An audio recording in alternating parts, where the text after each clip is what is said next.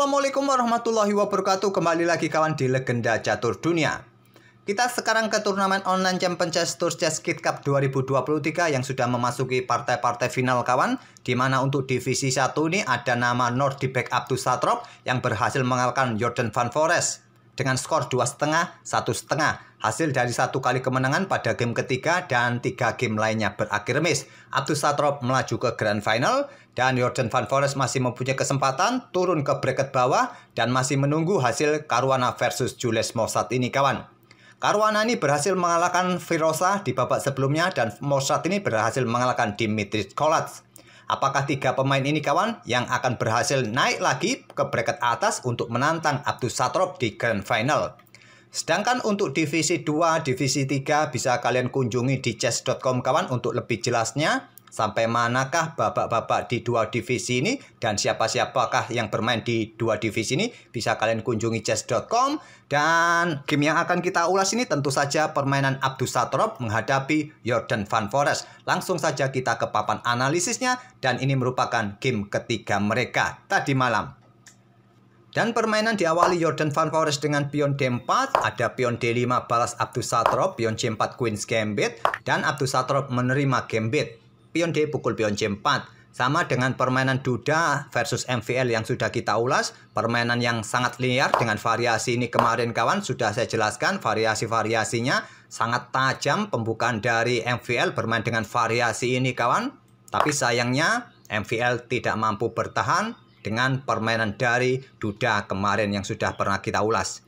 Bagi kawan-kawan yang belum menontonnya, nanti linknya ada di akhir video. Saya sertakan untuk mempelajari langkah-langkah apa di tahap pembukaan dalam permainan Queen's Gambit Accepted ini. Kemarin bermain dengan pion E4 kawan, pilihan nomor 2. Jalur utamanya adalah kuda F3. Inilah yang dipilih oleh Jordan Van Foreest. Ada kuda F6 mencegah pergerakan pion E4. Pion E3 lanjut Jordan Van Foreest. Pion E6 segera mengeluarkan gajah gelapnya, rokade di langkah berikutnya. Gajah ambil pion C4. Di sini ada pion A6 dan dilanjut dengan langkah rokade ada pion C5. Struktur permainan pion dalam permainan Queen's Gambit Accepted jalur utamanya seperti ini kawan. Sangat mudah bisa kalian hafal.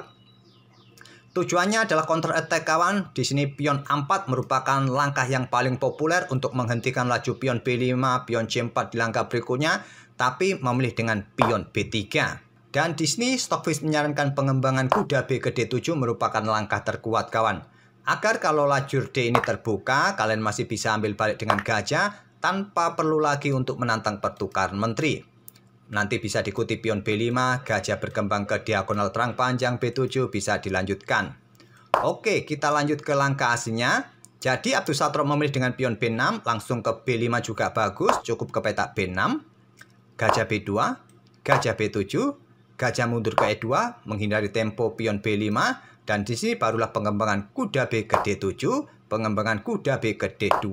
Dan dilanjut gajah E7 kawan, persiapan rokade. Di sini kuda langsung ke pusat menantang pertukaran. Stockfish menyarankan pertukaran di sini kawan. Itulah tujuannya tadi. Kalau tadi kan belum ada kuda di petak D2 kalian ambil dengan gajah. Saat ini kuda D2 blokade lajur D kalian ambil dengan kuda kawan. Tapi Jordan Van Foreest memilih untuk kudanya langsung bergerak ke pusat menantang pertukaran kuda. Dan diterima juga oleh Abdusatrov. Diambil balik menggunakan pion D dan posisi pion di lajur E bertumpuk kawan. Di sini kuda lompat ke petak D5. Dengan adanya pion di pusat E5 ini, fungsi dari gajah gelap ini sementara tertahan, kurang bagus posisinya. Gajah F3 lanjut Jordan Van Foreest dan di sini menteri bergerak ke C7 menghindari lajur D kawan, dijawab dengan pion A3. Gajah bergerak ke petak E4 untuk mendapatkan diagonal ini bagus juga. Tapi memilih dengan pion A3 untuk kontrol petak B4 mungkin di sini dijawab rokade oleh Abdusatrov. Kemudian menteri bergerak ke petak C2. Di sini ada benteng FD8 dilanjut dengan benteng AC1. Selanjutnya adalah benteng naik ke petak D7 langsung diangkat kawan. Stockfish menyarankan pion B5 merupakan pilihan terkuat.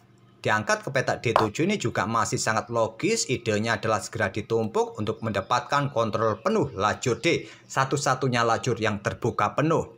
Benteng FD1, benteng AD8, dan selanjutnya kuda ini ke pusat ingin menempati outpost petak E6. Itulah idenya kawan. Tapi Stockfish tadi sepertinya juga kurang meyakinkan ke peta ini kawan. Ke peta C4 lebih kuat.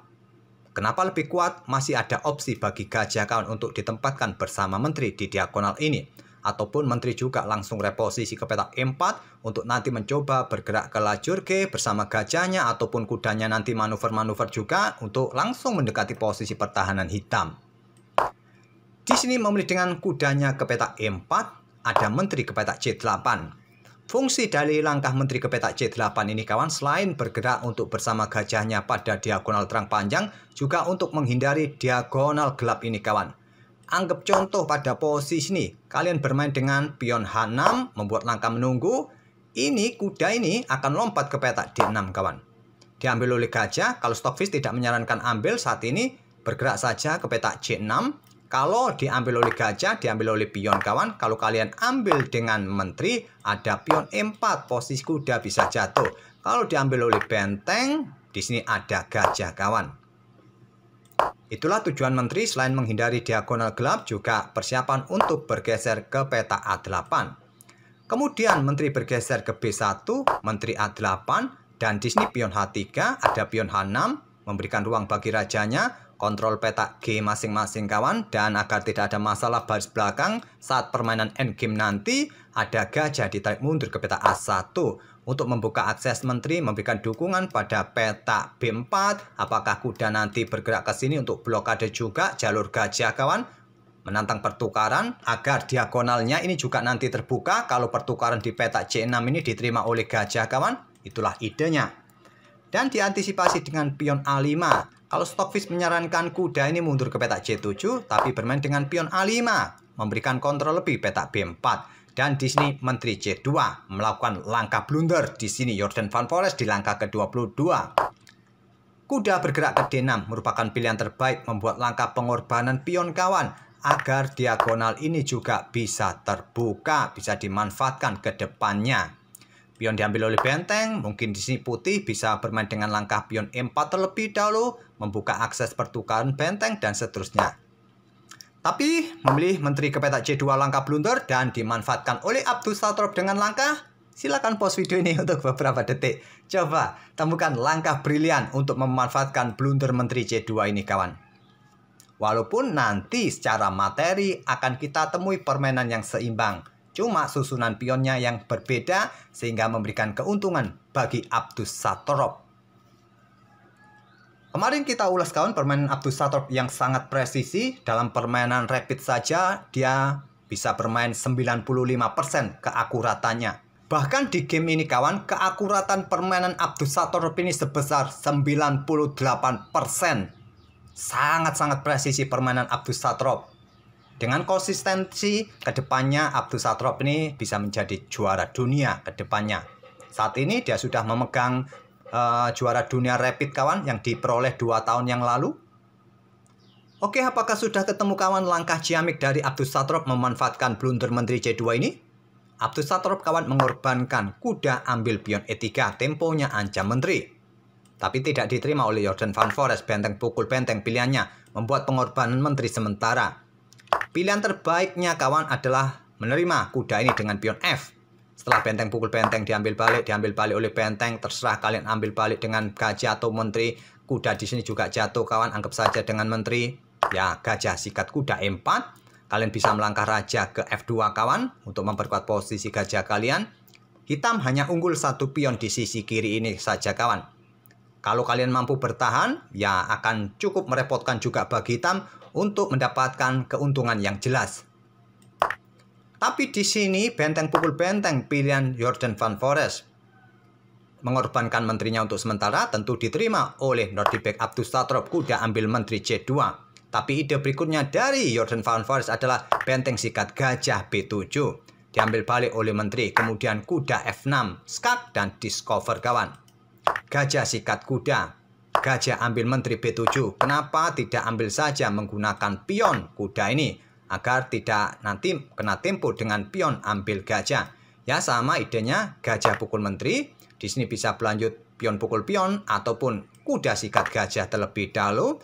Diambil balik oleh benteng, mungkin pion pukul pion. Mungkin terlihat dengan variasi ini kita unggul mendapatkan 2 pion kawan. Bisa kalian coba dengan permainan gajah gelap versus gajah terang. Ini juga susah-susah mudah. Kalau tidak menemukan langkah presisi juga bisa berakhir miss.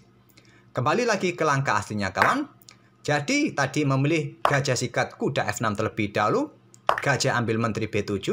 Kuda ambil gajah A1. Dan di sini memilih benteng ambil kuda A1. Tidak memilih pion ambil gajah. Nanti kuda yang ambil pion B3 tempo ancam benteng. Malah nanti bahaya kawan, ada 2 pion bebas yang berpotensi maju bisa promosi dengan variasi ini. Jadi Jordan Van Foreest memilih kuda harus disikat terlebih dahulu, baru pion disikat oleh gajah. Sama saja keunggulan dari Abdus Satrop adalah 2 pion dengan variasi ini. Benteng E1, gajah ke C3 kawan, ancam benteng. Setelah benteng naik ke E2 ada benteng D1 skak. Setelah raja bergeser, benteng B1, Jordan Van Foreest menyerah. Karena percuma, 1 pion ini jatuh di langkah berikutnya dan ada 2 pion bebas nanti di sisi kiri. Saya rasa tak perlu saya lanjutkan lagi kawan. Mau pion ini didorong ya simple kawan, terjadi pertukaran. Bisa pion C pukul pion B4 atau pion A pukul pion B4, pion pukul pion. Pion ini juga jatuh kawan, diambil oleh pion saja, tak ada masalah. Kalau kalian ambil dengan gajah juga tak ada masalah, atau dengan benteng tak ada masalah, terserah kalian. Kalau Stockfish menyarankan dengan pion C sedikit lebih kuat dan mempercepat untuk bisa promosi. Oke, itulah kawan kemenangan Abdus Satrop pada game ketiga mengalahkan Jordan Van Foreest. Tinggal 1 langkah lagi Abdus Satrop bisa menjadi juara. Tapi masih ada babak grand final kawan, kita tunggu saja. Semoga permainan dari Abdus Satrop tadi dengan ide pengorbanan ciamiknya di langkah keberapa tadi kawan setelah menteri ke petak C2 yang merupakan langkah blunder, kuda dikorbankan ambil pion E3. Sekali lagi kawan, kita ditunjukkan permainan yang sangat presisi dari Abdus Satrop. Dalam permainan rapid pun keakuratannya menurut Stockfish 15 kawan sebesar 98%. Sangat-sangat presisi permainan Capablanca era modern ini Abdus Satrop. Semoga permainan dari kedua pemain bisa menghibur kalian dan kita akan bertemu di video-video berikutnya. Terima kasih. Wassalamualaikum warahmatullahi wabarakatuh.